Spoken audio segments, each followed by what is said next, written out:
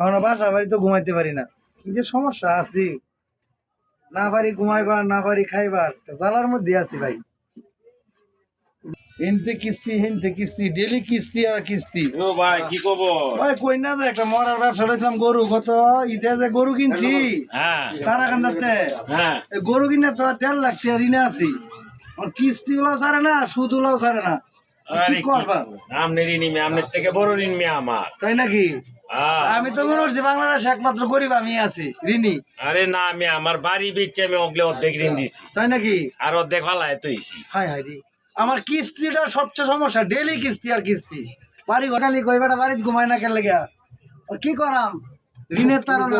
আসসালামু আলাইকুম ভাই। ভাই কই না যে ভাই ভুগতাছি।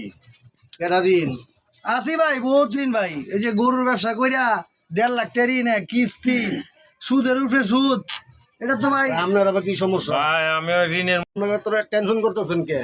আপনার এই কত যে- দিন? আমার 1.5 লাখ টাকার উপরে ভাই। 1.5 লাখ। আপনার কত? আমার আছে 2.5 লাখ টাকার উপরে অনার হইছে। 2.5 লাখ। ওর মেয়ে 5 কোটি টাকা ঋণ করে লয়ে বই রইছি, মেয়ে টাকা দাও বসা। আমনের ভাই বড় মাথা, আমরা ঋণ কি আমনে দেয়া ভাই? টেনশন করলে আপনি স্টক করে মারা যাবেন তুমি। হ্যাঁ, তো দেয়া লাইন আমনে। টাকা লাগবে, টাকা নিবেন, সমস্যাটা কি আছে? আমনে তো 5 কোটি টাকা ঋণ, আমনে তো বাদ আরে ভাই। আমার 5 কোটি টাকা ঋণ আমার কাছে তো কি আয় না, আমার তো টাকা দেন না। আপনার বাড়ি ঘর টাকা তো দিলে আপনি ঋণের টেনশন করতে স্টক করবেন। অল্প টাকা সমস্যা ভাই, খালি কিস্তি আর কিস্তি।